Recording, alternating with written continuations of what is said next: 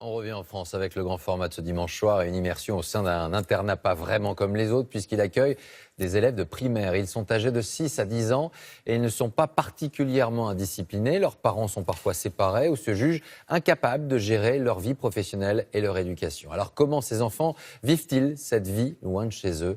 Direction le Rhône, dans l'internat de Clavessol. Simon Ricotier, Jean-Michel Mire, Louis Marquez. Bisous papa, je t'adore. À vendredi. Même que, tu sais ce qu'on a fait un escape game. Ouais, tout va bien. Franchement, ça se passe bien, mais des fois, je pleure un peu. Parce qu'il me manque. Mais une semaine, en vrai, ça passe super vite.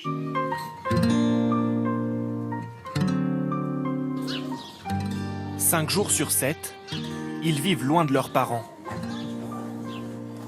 12 enfants, de 6 à 10 ans, inscrits pour l'année dans cet internat privé. Souvent, car leurs parents ne parviennent pas à jongler entre leur travail et l'éducation des enfants.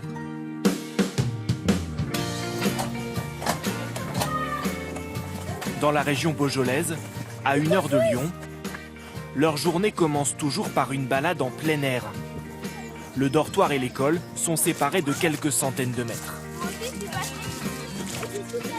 Vous sortez vos cahiers du jour? Oh non, on peut les écrire. Et si on va faire quelques exercices pour s'entraîner, vous aurez une évaluation la semaine prochaine. Dans la classe, internes et externes se mélangent. Premier exercice, vous allez m'entourer le radical des mots. CM1 et CM2 partagent la même institutrice. Les internes composent presque la moitié de la classe. L'avantage d'être ici, c'est que le matin, on a les copains qui nous aident à nous réveiller ou alors on peut discuter ensemble. Allez Lise, on t'écoute.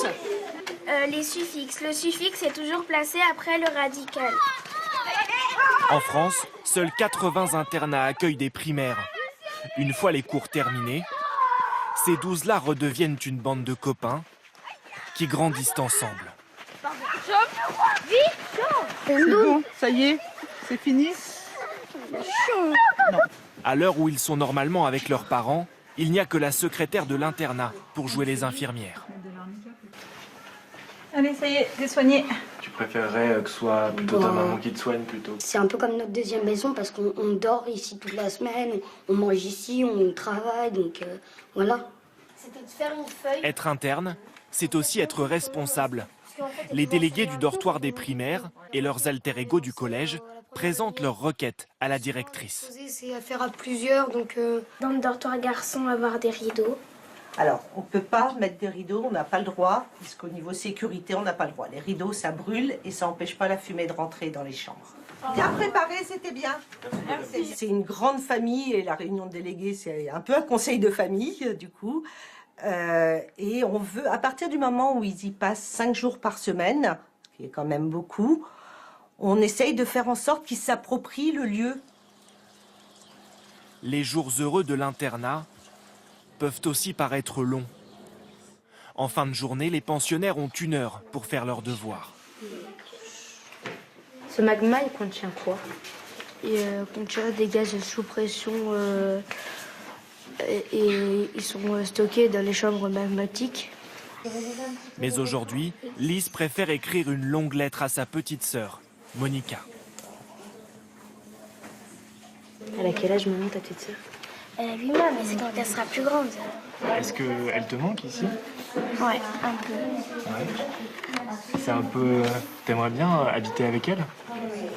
Bah oui, mais comme des mamans avec mon téléphone, je peux l'avoir sur Skype et WhatsApp. Du coup, bah, ça va, mais c'est...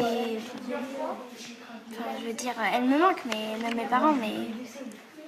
C'est comme quand on joue, après, on les oublie un peu, je veux dire. Il était une fois une petite qui s'appelait Monica. Elle habitait dans une ville nommée Lyon. Cette ville était magnifique. Les parents de Lise sont séparés. Ils ont décidé d'un commun accord de l'inscrire à l'internat il y a 3 ans.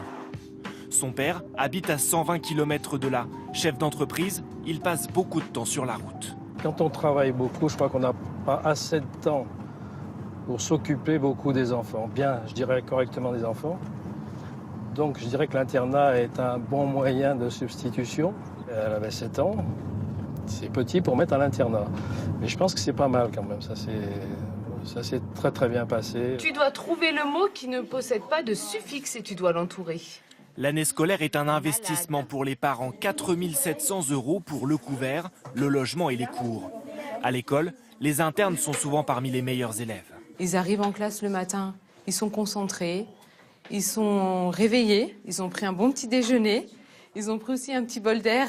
Et voilà, quand ils arrivent, ce sont des enfants qui sont curieux, qui sont là pour apprendre. On retire ses chaussures. On rentre dans le calme. À la tombée de la nuit, les internes récupèrent leur téléphone et leur console. Ils n'y ont droit qu'une fois dans la journée, pendant 1 heure maximum. C'est pour toi. Ah oui. À tour de rôle, ils peuvent aussi appeler leurs parents. Papa, tu vas pas être content. Tu vas te faire convoquer par le maître. Parce que à la bibliothèque, j'ai fait le bête avec des copains. Les garçons, il est l'heure de rendre les téléphones et les DS, s'il vous plaît. Et vous n'êtes pas lavé, vous? Il a perdu.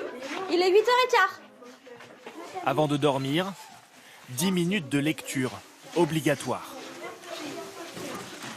C'est quoi que tu lis? Attention, j'arrive. S'il te plaît. Difficile de se coucher loin de ses parents. Bonne nuit, Nathalie. Mais ce soir-là, leur maman à tous s'appelle Nathalie, c'est la surveillante. Et eux sont comme 12 frères et sœurs. Allez, bonne nuit les garçons, à demain.